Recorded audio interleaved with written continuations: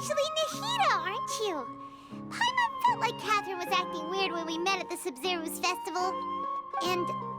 Dunyarzad, did you save her? It's a really long story. We shouldn't disturb her.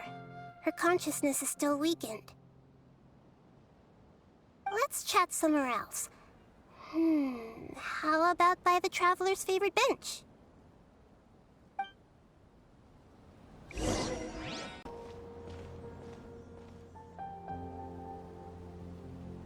Let's talk about Dunyarzad first. It's such a relief that she's all right. After we parted on the last day of the Sub-Zero's festival, I left the city and saw what the Traveler had described. Among the countless dreams, I found one that was growing fainter and fainter. This proved my suspicion. Once Dunyarzad could no longer bear the Akasha harvesting her dreams, her consciousness began to dissipate. But this also meant it escaped the Akasha's control. Such a small fragment of consciousness can't last for very long, though. It will return to its original dream, where both will gradually fade until they completely disappear. I used all the power I had to keep her dying dream alive as long as possible, but it still wouldn't have lasted for much longer if it hadn't been for you two breaking the samsara. So it looks like we did manage to save Dunyarzad in the end, and not a moment too soon. Huh? Why are you two smiling so happily? I thought you'd be so moved that you'd start crying. I need to spend more time observing human emotions. Both are fine. Everyone reacts differently.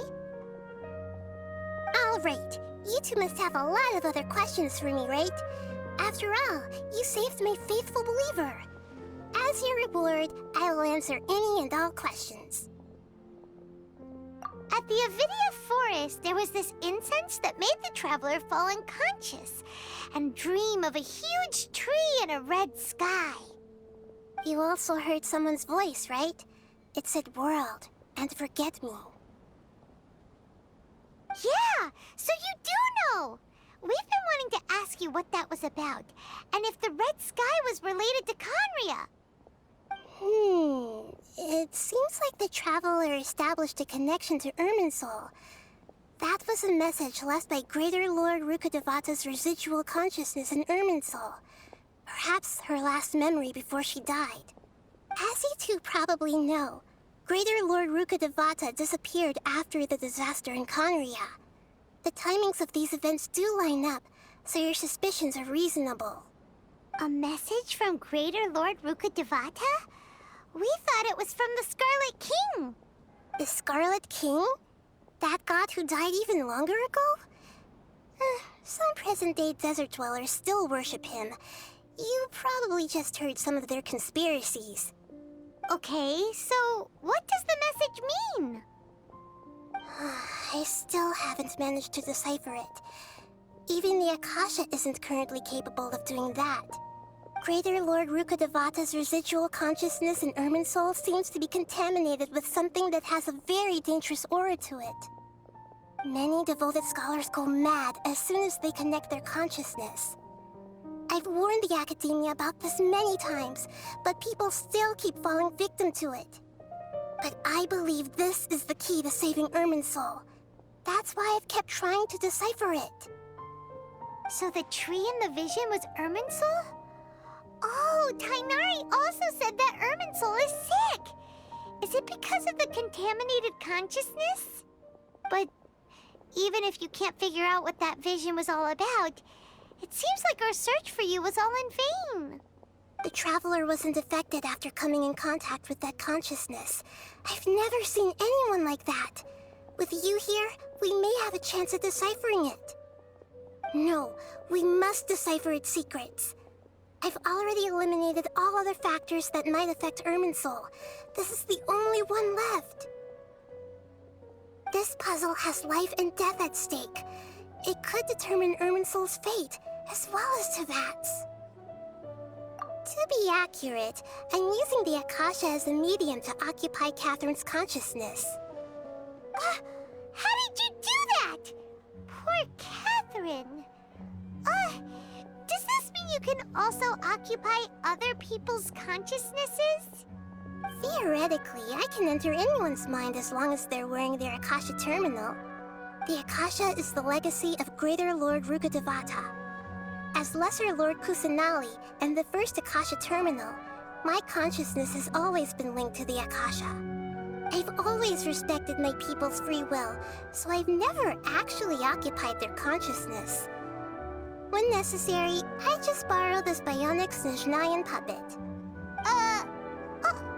Hold on. Did we just learn some deep, dark secret? So Catherine is... No wonder Paimon felt something was off about her.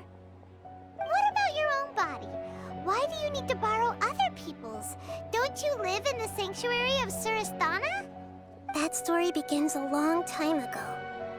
After Greater Lord Rukkhadevata disappeared, the sages found my newly born self and took me back to Sumeru. At that time, I was young and weak. The sages kept me in the sanctuary of Surasthana, ostensibly for the sake of protecting me. But I've hardly heard from them since. However, I do understand that they had hoped to find Greater Lord Rukkhadevata instead of me, a symbol of her passing. So, the sages basically put their new Archon under house arrest? How dare they! Why don't you teach them a lesson, Nahida? In some ways, they aren't wrong. Greater Lord Rukkhadevata was omniscient and omnipotent. Even after her death, the Akasha is still empowering this nation. And I'm still really far away from being able to call myself the God of Wisdom. Moreover, the Academia is also more proficient at governing this country. My existence has little meaning. Yeah, you got a lot of believers. Just look at the Sub-Zero's festival. Everyone who showed up truly loves you. Thank you for the kind words. But I honestly don't need physical freedom as long as I can connect my consciousness to the Akasha. Trying to find a way to save Irminsul is my life's mission and top priority. I will work on that, and try to live up to being a deity in the meantime. Every once in a while, I will also take up the duties of the God of Wisdom and enlighten a lost soul here and there. Doing all that should be enough. There's never been any big problems with the Academia's governance of Sumeru. This is the first time I've seen them step out of line. I wonder what caused them to go down this path, and what they hope to achieve. Even though the city's residents haven't noticed anything strange, if the Traveler hadn't broken the Sub-Zero samsara, the situation could have become dire. I tried to do some investigating in the Akasha, but I couldn't find anything suspicious. And all the people of interest seem to purposely avoid wearing their Akasha terminals. I think they're deliberately trying to hide something. Oh, that reminds Paimon. In Gandharvaville, there was a sage who had invited Tainari to join some kind of project. Could it be related? Regardless, I need to first investigate the sage's motives, make things right, and punish them if needed. But I'll have to be discreet, or they'll see me coming. You mean how the Akasha stops you from having dreams? Yeah, it's been such a long time. No one's noticed something's up? It's not that no one noticed. It's more like no one cared. Ultimately, it's all rooted in the sage's misdirection. Misdirection? The sages convinced everyone to believe that being unable to dream is a sign of rationality and wisdom. Not dreaming is a badge of honor in Sumeru. Even if the truth is that their dreams are being reaped by the Akasha. With their propaganda in place, the sages can maximize their use of the Akasha to facilitate their research. Besides, Greater Lord Rukkhadevata must have created the Akasha in the hopes that it could be used to its full potential. That's why I've never come out strongly against this. Anyway, the perspective advocated by the sages drowned out any voices of doubt. By now, even those who never use Akasha terminals find it too shameful and embarrassing to talk about their dreams.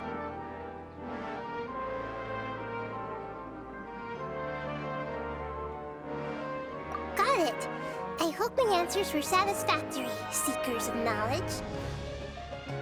To be honest, maintaining Dunyarzad's fading dream took a lot of mental energy. I think I may need to rest for a while. Oh, and you don't need to worry too much about the Sage's activities for now. The Akasha won't be able to conduct another project on the scale of the Sub-Zero Samsara in the immediate future. Go and get some sleep. Leave everything to us. What a relief.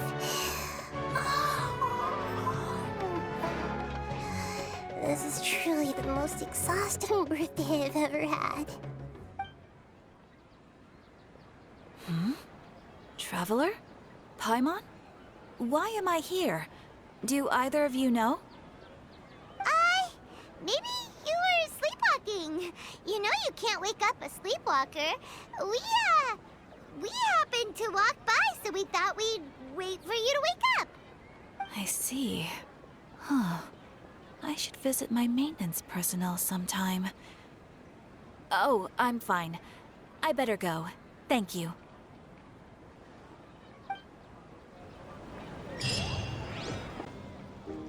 Uncle Tien, we're here to chat with you. Oh?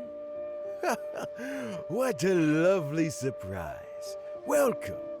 Oishi, why don't you go downstairs and get the shopkeeper to make us a fresh pot of tea?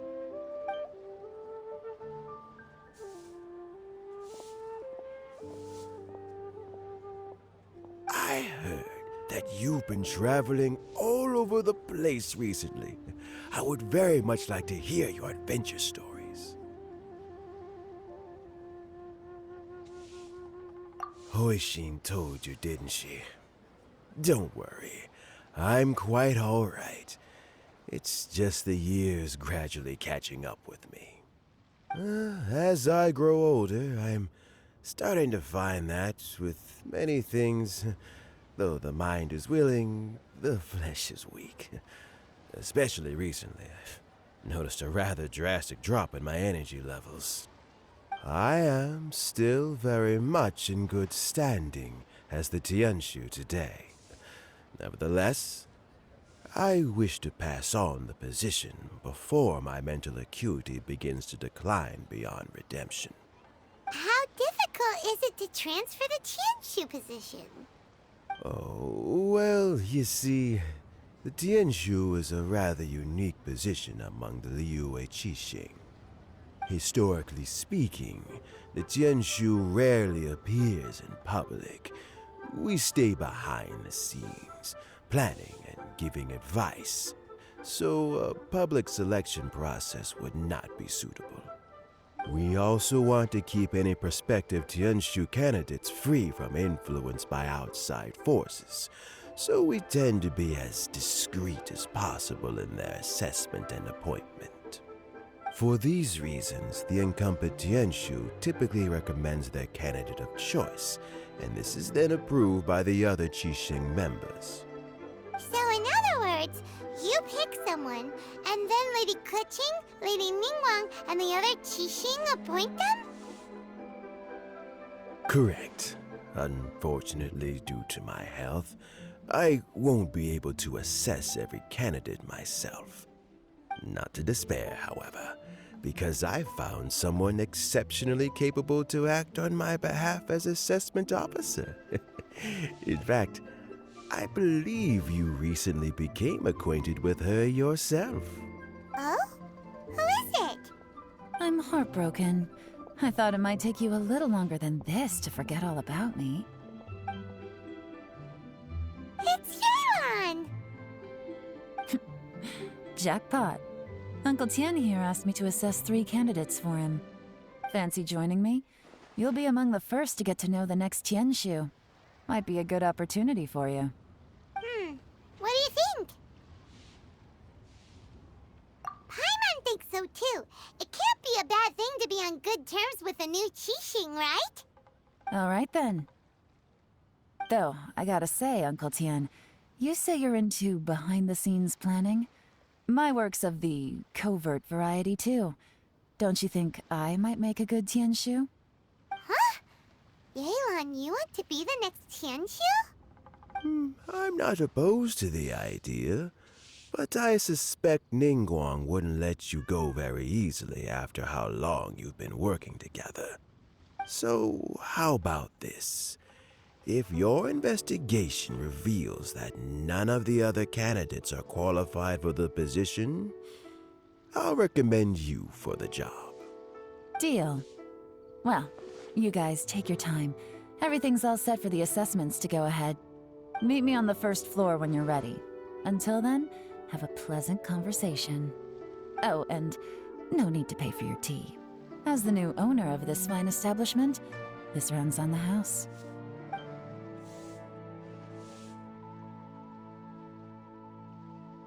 You're all set? Uncle Tian seems really worn down. It's like all his energy's gone. Yeah, it may sound harsh, but Uncle Tian is past his prime. He's not cut out for this anymore. So he's recommended 3 candidates. Their names are Qinwei, Mingbo, and Zhi. Qinwei is a wealthy entrepreneur. Mingbo works at the Liyue Ministry of Civil Affairs, and Zhi is focused on study and travel. Try to keep all that in mind. Of course, it doesn't really matter if you forget, since we'll be assessing them at Yuehai Pavilion in a short while. Qianwei, Mingbo, Zhi. Paimon should be able to remember their names, but what does the assessment involve exactly? Let's leave that until we get to Yuehai Pavilion. All right. Heads in the game, people. The stakes don't get much higher than a change in the Qixing. We can't afford to miss anything, no matter how small. Got it. We'll keep our eyes wide open.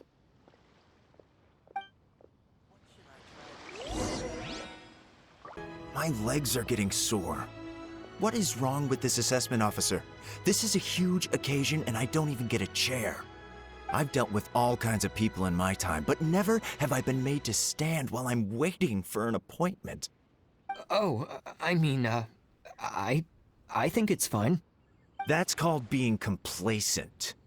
If you're happy to just accept the way things are, you'll never be able to change anything in the future.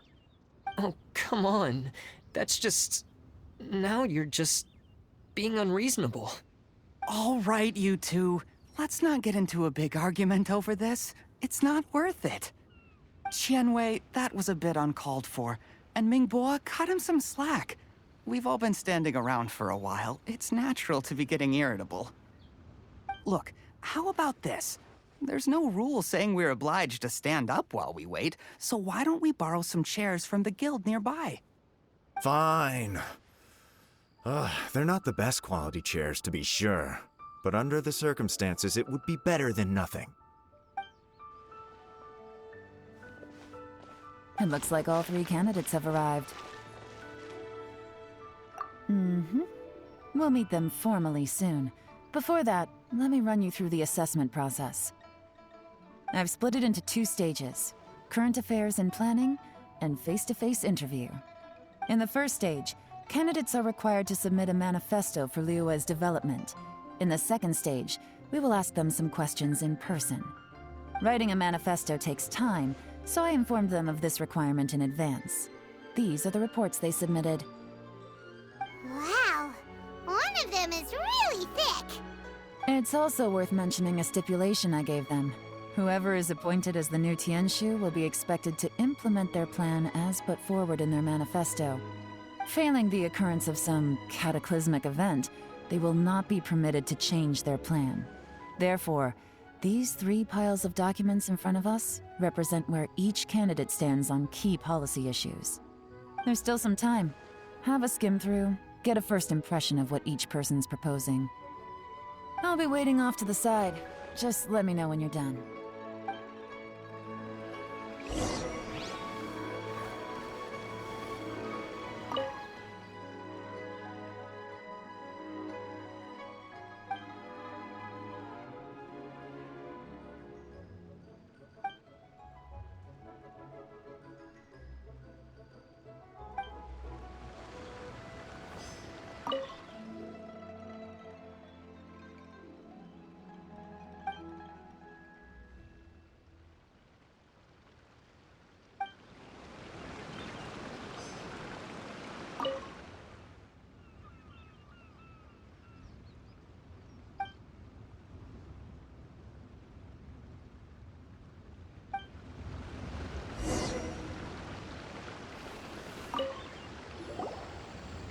finished, huh?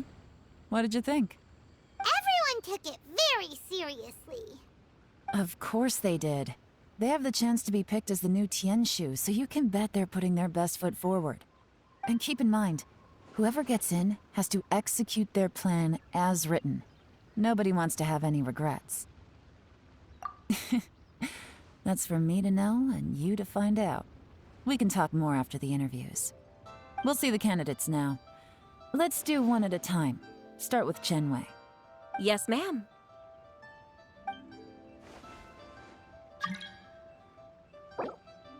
Oh? So you two are the assessment officers, are you? I had assumed that given the great import of this situation, Lady Ningguang would perhaps be assessing us in person. I certainly hadn't imagined I'd be seeing two entirely unfamiliar faces. I trust you've read through my manifesto? I'd be more than happy to clarify any details you found difficult to grasp. It was written with an expert audience in mind, after all. Mind your tone, mister. Relax. It wasn't intended as a personal slight against anyone in particular. I was simply stating a fact. Cloud Retainer?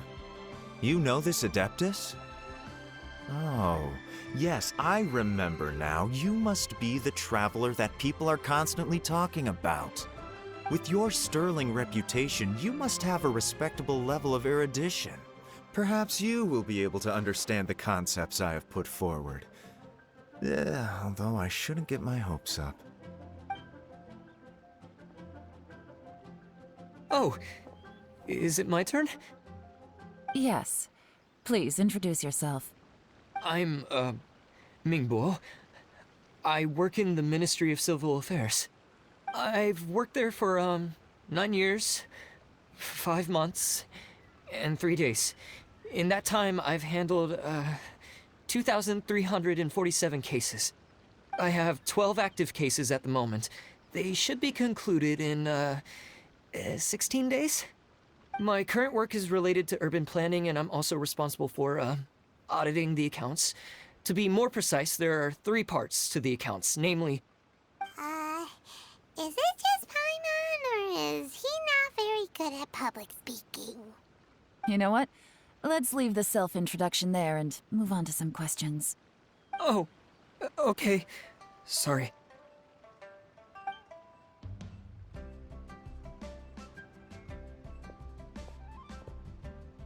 Hello. Not gonna lie, I'm feeling a little nervous. What would you like to know? You're here to assess me, so ask away and I'll answer your questions to the best of my ability. Your manifesto is very wide in its scope, but you don't seem to be personally involved in many of the specific fields. How can you be sure that you have the ability to put your plan into action? Very fair question. I completely understand where you're coming from. But I'm confident in my plan. I've visited many different places, talked to lots of people with far more expertise than myself, and my manifesto is the conclusion of these efforts. Of course, 2 different problems can be interconnected in very complicated ways, and you might reach 2 very contradictory conclusions depending on which one you're focusing on. What I've tried to do is strike a balance. In other words, present an optimal solution to all the problems as a whole. How do you plan to determine whether you are right or wrong about your proposed solution being the optimal one? A great question. Well, I'd start by having my colleagues and the secretaries of the Yuehai Pavilion evaluate any proposals before implementation. Post-implementation, it would all come down to the results. If it turned out that my judgment was to blame for poor results, I would take responsibility. Nice answer. All right, next question. He seems like a great guy. Everything he said was thoughtful and logical, and he was just a pleasure to listen to. Here's my take on what we just learned. As you saw, Chenwei is highly knowledgeable. He proposes many excellent ideas in his manifesto which effectively target the big issues. But he is very proud and incredibly stubborn. He doesn't care much about other people's feelings. Mingbo's plan is more thorough and more measured. You can tell he's meticulous in his work, very detail-oriented. But he and Chenwei are otherwise polar opposites. Minghua is not very articulate and comes across as very timid in conversation. Perfect summary! Paimon couldn't agree more! You're good at this, Yuan. Last but not least, Jur-E. His manifesto is full of pertinent details, his methodology is sound, and his proposals cover a broad range of fields, which is quite a rare feat. The depth he goes into in each and every area means it can only be a product of painstaking work. Plus, he is modest and good at dealing with people. But what really interests me is that many of his views happen to coincide with Uncle Tien's. Having someone like Jur-E take the position would certainly put Uncle Tien's mind at rest. Great! We'll see. Let's go back and report to Uncle Tien.